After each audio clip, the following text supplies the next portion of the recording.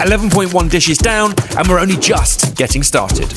Welcome back to the Malta Food Marathon, where we're attempting to eat 26.2 iconic Maltese dishes in just 3 days. Holiday experts Ep.2 and Visit Malta have set us the challenge and sorted all the travel. But let's just say in day one, we didn't exactly sprint out of the gate. This was a stupid idea. But today everything changes because Jamie and Mike are taking control of the rest of the trip. And when those two are running the schedule, anything could happen. We've still got a long list of Maltese favourites to hunt down, checkpoints we won't see coming, and a clock that's getting louder by the hour. So can we catch up? Have we missed it? Can we actually finish this? And can we overcome the ultimate of self-induced curveballs as we reach the finish line? Am I nervous? Stupid question. So limber up, because this is the finale of our Malta Food Marathon, and you know as much or as little as Baz and I. We're just here along for the ride. Passenger princesses. Our princesses had nothing to worry about. Jay and I were concocting the perfect ski plan. Once again, leaning quite heavily on our resort customer helper Emma to ensure we were heading to the right places most likely to bring us success. Who's ready for an adventure? Yeah! Who's feeling scared? Yeah! Are you scared? It's actually good. Everyone's just stopping off to get their morning bread. Ħobż, a Maltese bread, is a national staple and one of the island's most recognisable foods. It's baked in wood-fired stone ovens, giving it a smoky, rustic flavour, along with a very distinctive taste coming from a natural sourdough starter, often decades old. And we went traditional, a sandwich with tomato, tuna, anchovies, olives, capers and Maltese cheese. Oh, fantastic. Happy dish 12.1 and breakfast. Cheers. Jump away. I got jaw lock. It seems like the perfect way to start the day because bread is so key to the Maltese. Like that is a busy, busy little bakery. Amazing. But you're dripping it all over our shoes. Yeah. Great start. On to the next. You hear that? Praise. But it is a long day.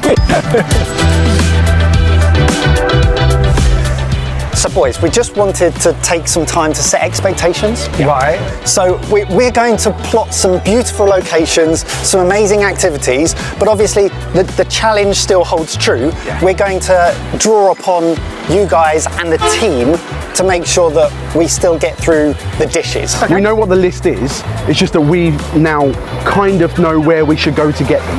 Yeah, this is the democracy, and it's also making sure that if it all falls apart, the blame doesn't solely rest on us. No. So what's next? Medina Gate. Dinner. No, dinner's tonight. Boys, I'm a sucker for a good wall.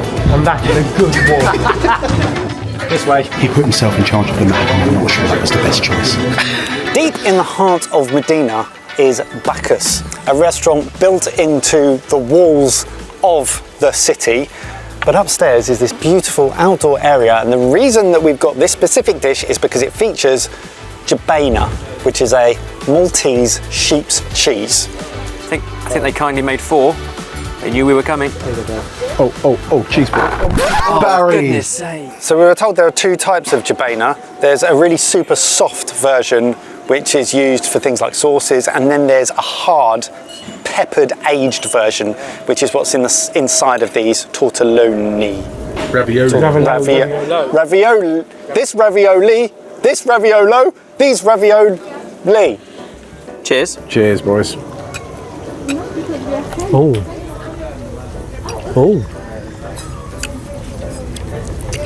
I wasn't expecting that texture. Me neither. That is so delightfully familiar and comforting. It's a cheese and tomato ravioli, and yet you have that peppered, quite tangy cheese. It's almost pasty and dry, but not negatively whatsoever. It's actually a really pleasurable texture. It's slightly more crumbly than you'd expect to have in a melty. Yeah. That's so good. Did we enjoy that? Yes. Great. Let's get a move on because we're on a schedule. We can't relax. When has he ever been the person to move us on? I don't know, but it's an interesting shift. Now, when you talk about iconic traditional Maltese dishes, there is one food and one location that comes up every single time. Going inside? Yes. Just keep it warm in there. So obviously I got the full trio. Well played. Pea, cheese and chicken. Pastizzi. Lucky dip. Well, yeah, I actually genuinely don't know. We can share, Reppers. Cheese. Hello, cheese. What you got, Pez? A pea paste. So we've got one smashed pea, one cheese and one chicken, all wrapped in that layer and layer and layer and layers of buttery phyllo pastry. Right. Cheers. Pastizzi. Pastizzi. It's the love child of a pasty and a croissant. Yeah. Yeah, it's got hallmarks of a slice, like a chicken slice, but elevated because that puff pastry is so crispy. I actually think I did win because I got a little nibble of all three of yours. Which was the best? And I think the smashed pea was the best one. Pea was incredible. Yeah, so good, although they're all great. Whilst this has been a lovely moment, we do need to move on. Do we? We need to move on, and it might be time to get changed. Changed? Are we taking clothes off or on?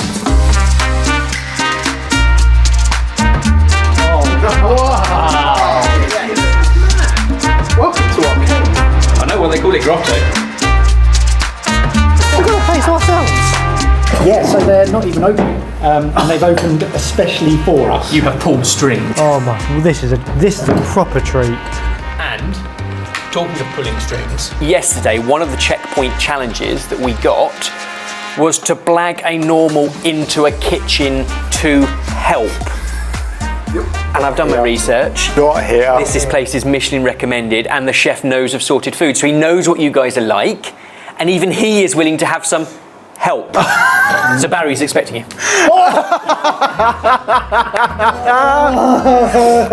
Good luck, mate. You got it. You got this. Okay. Go, Baz. Confidence. Am I nervous? Stupid question. So why don't you just check the temperature of the oil? 180 C, yeah? 180. I'll do that. 180. I'm getting stressed by just using a hot. Leave it on the side. Let's prepare the trays and stuff now. Yeah, chef. Put 5 spoons, maybe. Okay. So now just Drop in. put them in, yeah? Get this next to you. Yeah. Mix around. Mix the basket around. I don't think I've ever deep fried lentils. Is this one of the most popular dishes? Yeah, I would say this is the fan favorite, the customer favorite. Oh, amazing. Now just finish off with some salt and za'atar. Make sure you crush it a bit between your fingers, yeah? Chef, it's good. Yeah, okay. Okay. They're okay. Yeah. They're okay. So at Grotto's Tavern, they only do a tasting menu, 5 or 7 courses, and it's hyper local and seasonal. And given this was the dish that you helped, well, I say helped, I did help. I was there. that you helped with, we thought we'd add this to the marathon as well. So it's slow braised local lamb with aubergine puree and Barry's puffed lentils with za'atar. Cheers. Oh, This will be. no. I will hold it back. I'm excited. This type of dish is my favourite type of dish. The fact I made it this great. Only. The texture's fantastic. You get all the crust on the outside and the crispy bits, but then it's moist, fibrous on the inside. The lamb flavour is incredible, and yet again, sauce-wise, I'm just in awe of people who can make this kind of stuff. The puree is insane. Stand out good. Spectacular, boys. But what is next?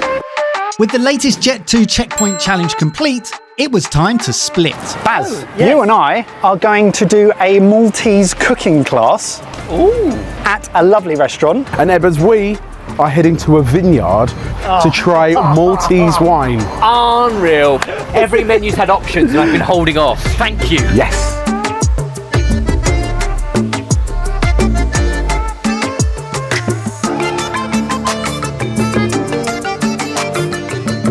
We are here at Il-Bniet, where Chef Godwin is walking us through how to make a traditional Maltese spaghetti octopus dish.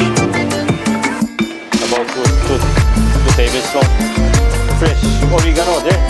Star of the show. Wow! Now we're gonna cut it in 2 pieces. Okay. It's so succulent. We're gonna add some garlic now also.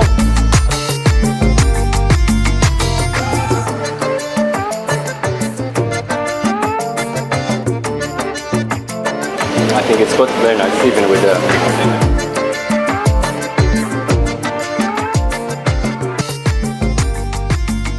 So generous, an octopus.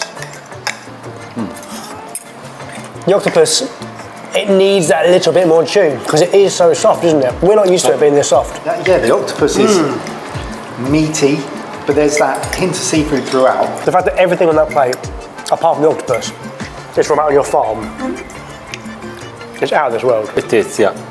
That's tomato, probably why it tastes so good. or the herbs, yeah, it is. So, honest opinion, chef, how do you think we got on? Very good, very well.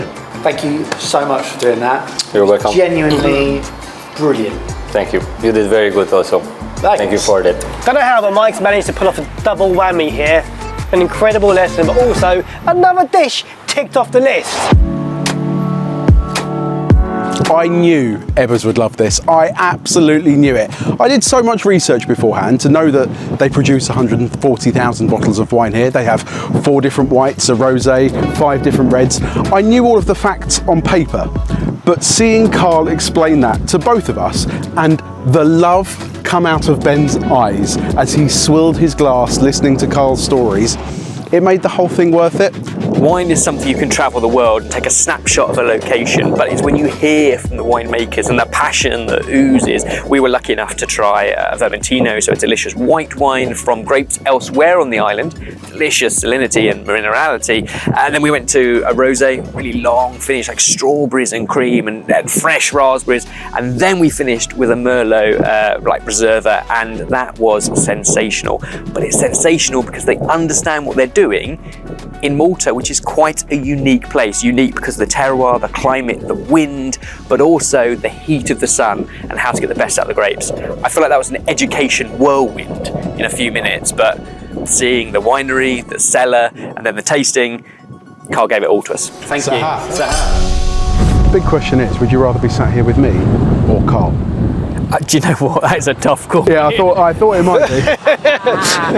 There you are. Oh, hello. Sorry, are we interrupting? You are? You're having a lovely moment. But we're happy to share that lovely moment. We are having a lovely moment. well played. Oh, lovely. Come and have a seat. It's a moment we're happy to share. This is quite the meat point. Cheers. Dingley Cliffs. Sahar. Sahar. Maltese for good health. Good health. This is absolutely perfect. I could rather get used to this. Okay. Okay. Okay. Okay. You've been challenged by a group of locals to a game of bocce. What's bocce? Bocce. I don't know what bocce is. Bocce? We're going to have to Google what bocce is. You definitely need some help. So it turns out bocce is a traditional Maltese game where the players throw heavy balls to get as close as possible to a small target ball called a jack. It's very similar to ball. However, players can also throw these much larger pieces to smash the other balls out the way. Locals Andrew and Shylom taught us how to play, and then we split into teams and had our first competitive match. What is with the bouncy thing?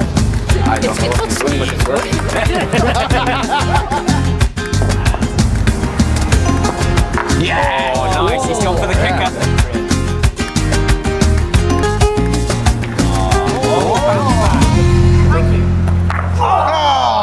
We had a great time. It was a lot of fun. And the best thing is, I don't think Ben and I would be classed as the sporty ones out of the 4 of us, but we beat Mike and Baz, and I'm quite proud of that. Jet 2 challenge? Easy.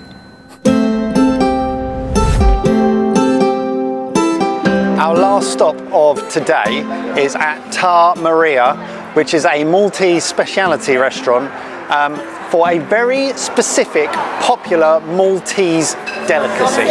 Rabbit, one of the cornerstones of Maltese cuisine. Its popularity dates back to the late 18th century when hunting laws were lifted and people went absolutely crazy with the rabbits as a celebration. That has carried through to modern day. So in front of us we have a rabbit platter. We've got stuffed rabbit, we've got fried rabbit, and we've got rabbit stew. The other thing I love about a platter like this is that you get a little bit of everything of the meat. You've got the legs, you've got the hind, you've got the breast, you've got a little bit of everything, which means you get to taste everything. This could be a basic thing to say, but it tastes like chicken.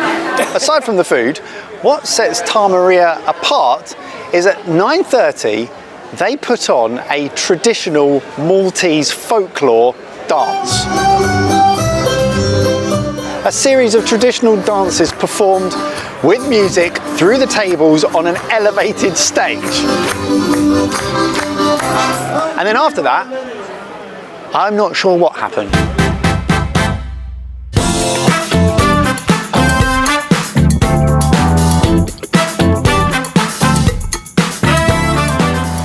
An unbelievable, unexpected night, had an incredible time, go to bed, wake up tomorrow, smash through the final dishes. It's going to be amazing. Jamie and I take the glory.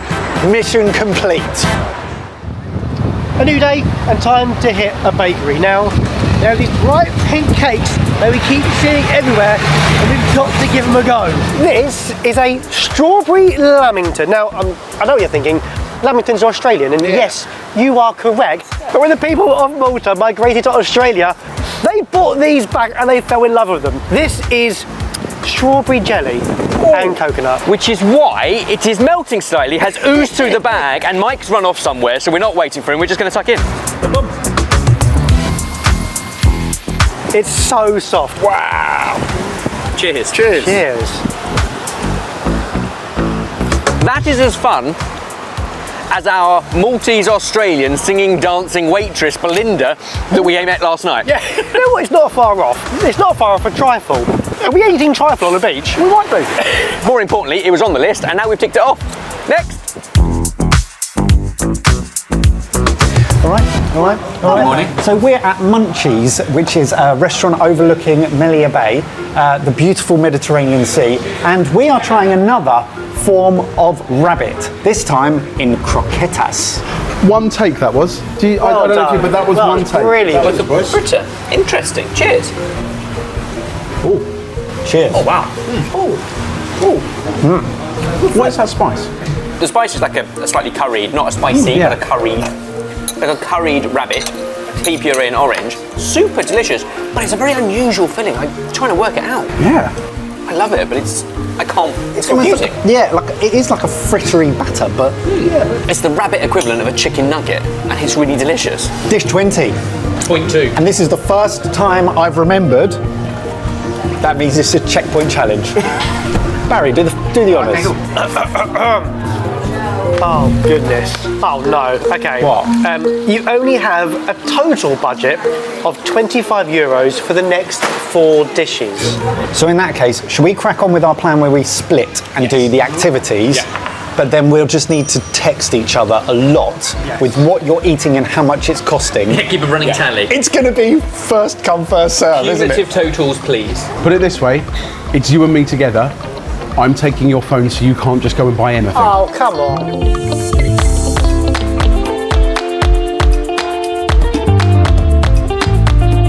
We all know that Baz is a massive kid at heart, so I've got some electric sea scooters to have a little bob around in and have a look at the wildlife under the water. It's nice to see him enjoying himself, isn't it? You okay back there, Ebbers? Huh? You okay? So we've well established that Malta is a pretty good looking country, and because of that it's actually a really popular film and TV filming location. They filmed everything from Troy, Game of Thrones, Gladiator, a whole host of Hollywood and big TV shows here. Also including the 1980 classic starring Robin Williams, Popeye.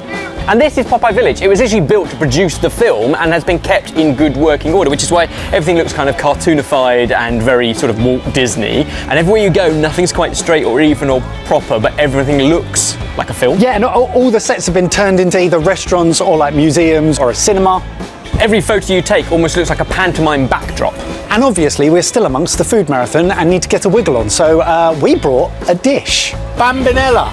Tiny, tiny Maltese pears that are crisp and sweeter and smaller than the average pears we might get in the UK. Let's see if that is true or it was just some fantastic marketing. Juicy for sure. Oh, that is lovely. Oh, it's a real honey sweetness. Do you know? Oh. 1 year 5 a day, and one of the things on our list.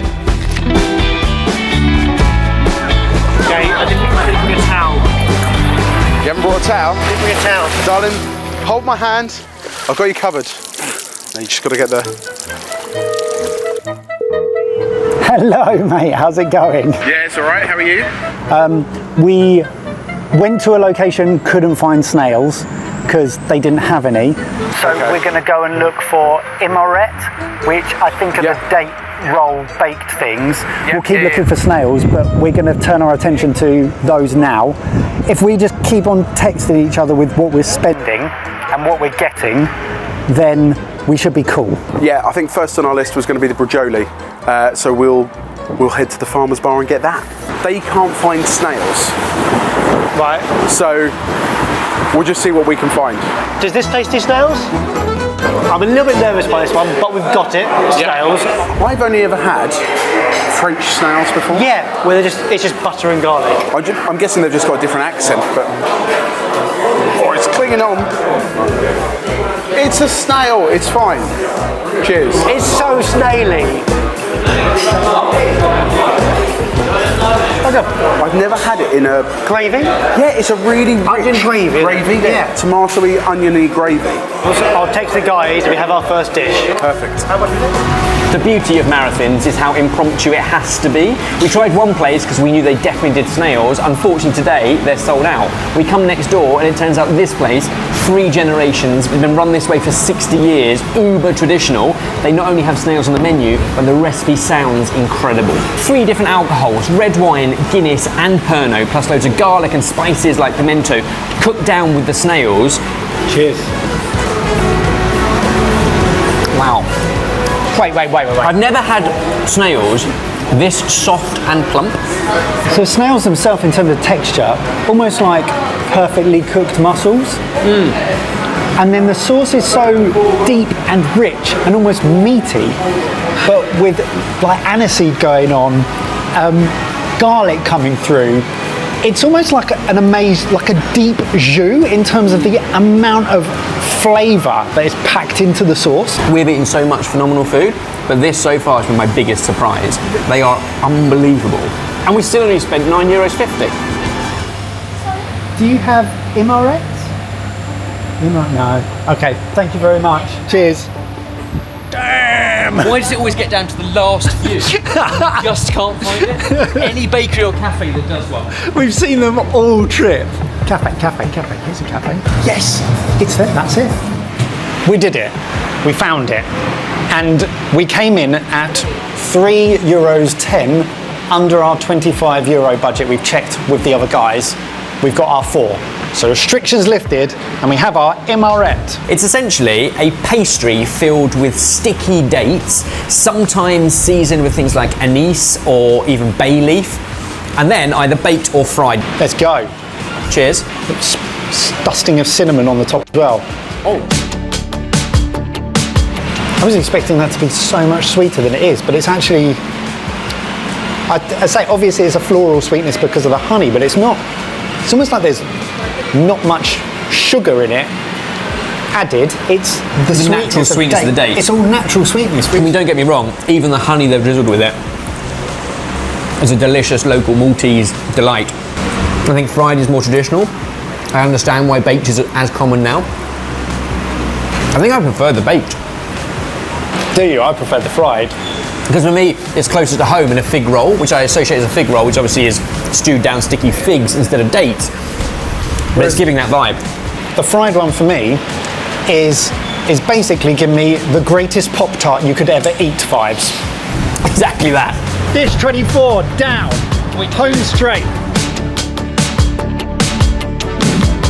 Can I just say? Yeah. I'm so glad that Mike and Ben are organised.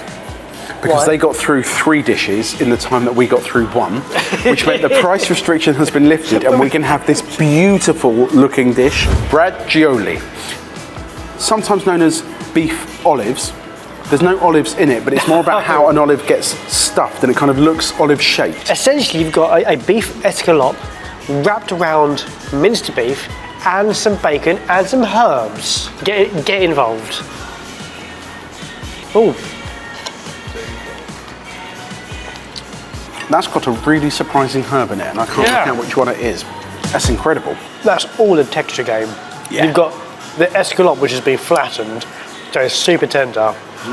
Then the mince and the bacon lardons in there as well. That's a Maltese meatloaf. It is, isn't it? Yeah. And it's absolutely outstanding. Yeah. So hang on a second. Yeah. The other guys have done their 3. Yeah. We've done 2. That's 25.2 dishes. So we have one more left. And we've got a restaurant booked. I think we've done it. We're going to do it. Let's finish this and have one more. Yes.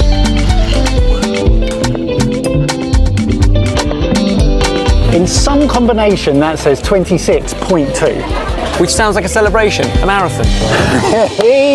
Yes! Boys, we've done it! Nice touch. Nice touch. The pièce de la résistance. That's got to be you. Hasn't quite worked out how I imagined. Are we going to sit here and just get whacked on the right? Fine. Whacked completely. Might have to take them down, but welcome to the finish line. We did it. What is done it yet. Okay, all right, sorry. We have one more dish which we've already ordered because, remarkably, today is still hungry. Dish 26.2. What a conclude. Bougie double tuna linguine. This is the one I've been looking forward to the most. So what we got? Double tomato, yellow and red cherry, but most importantly double tuna, chunks of, and tuna tartare on top. A celebration of more seafood. Let's savour this, boys. Cheers. Cheers. Great job. Cheers, cheers, cheers. Tuna steak, good. Tuna carpaccio. Very, very, very, very nice. Tangy, lemony, heavy on herbs like thyme. I never thought a sharing bowl of linguine between 4 friends would be this great. And the good news is, as the sun goes down, this place does excellent cocktails. Yeah, we can get some lovely sunset shots. This is brilliant. So sticking with the theme of a marathon, should we talk about personal best moments? Yeah, as in like what? I think you've doubled up though. Doubled up on what? It's next today. Snails. We did snails. We've done. Yeah, we did. I was going to say it was one of my personal bets. Did you do? No, we did the snails. Because we had that phone call. Yeah, I said we were going to keep. I said we were going to keep on. Hang on. Whoa. No. Hang on, so because you text earlier and said we've done the snails. It was however much it was, €6. Check in, let me check. Phoned me and said you couldn't find snails. The next place we went to had the snails, so we were going to get the biž-Żejt. Yeah. We were going to get the beef olive things there. It was the first thing we had. Yeah. You're like, I thought I said we couldn't. I said the first place we went to for snails was gone. Went to a location, couldn't find snails. So we're going to go and look for Imqaret. We'll keep looking for snails, but we're going to turn our attention to those now. Yeah, I think first on our list was going to be the Bragioli. Wait. We really need to think about this. Is this Singita was as magical as we hoped for the final dish that turned out not to be our final dish. We've doubled up on one of the dishes, the snails. We both had snails. So we've actually done 25.2 and now we need to find a solution. thank you so much. So after 20 minutes of mild panic, phone calls to Imqaret Jet.2 and Googling, we had a potential lifeline. Panic over? That is so close. What's happening? They've already organised for Victor to be at this hotel. So we have a chef, we have a dish, and we have a view. Victor Borg is a renowned Maltese Michelin-starred chef and judge on MasterChef Malta. He's also the executive chef of the hotel we were staying in, so we took a punt and travelled to his restaurant Under Grain to see if there was any way we could wangle a table and possibly 2 minutes of his time. Now, it was just a waiting game. Very good. Nice to meet you. Pleasure to meet you. Thank you. Thank you so much. Sounds like you're going to dig us out of a hole. You're saving us. You're saving us. Thank you. Jackpot! Victor not only did us a massive last-minute favour, but also made us his signature dish and even sat down and spent time with us as we ate it. So basically you have a mussel custard, then you have mussel and passion fruit sauce on top, which we serve with a gorgonzola cream, very light.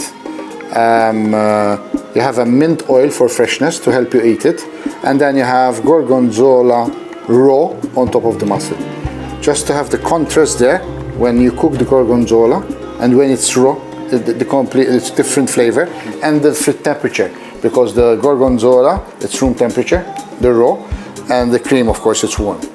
There you have, it's all about, for me, number 1 is the flavor, then 2 is the texture, and 3 is the temperature of the dish. So you have different temperatures, different textures, which make the food interesting in my opinion. And then of course you have the salad with the pickled mussels, escabeche, it has onions, fennel, cooked in orange juice and cardamom, and with the passion fruit jelly.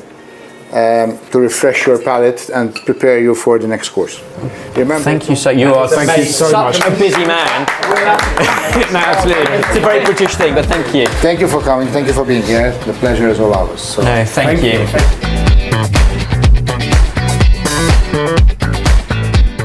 Well done, Saha. Right, let's talk PBs. Personal best dish, personal best moment, spaff. Lampuki pie and being cuddled on a jet ski by Barry. Oh! That wasn't my favourite moment, definitely. I think it was my biggest surprise, and that was the snails that we had today. They were so good.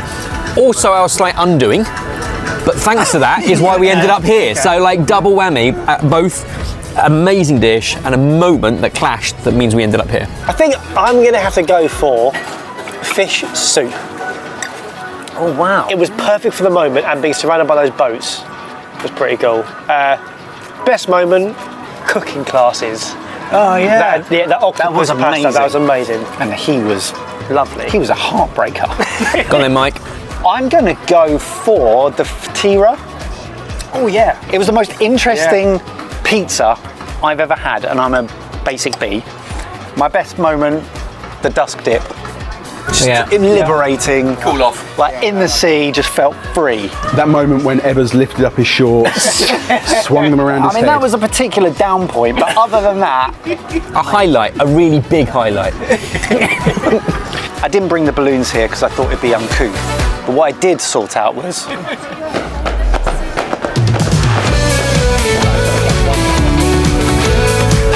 I knew 26.2 dishes were impressive, but this is great. Malta. I honestly thought when we were leaving you two to organise since that checkpoint challenge, I wasn't expecting a 5-minute finish. Remember, nothing beats Jet 2 hot.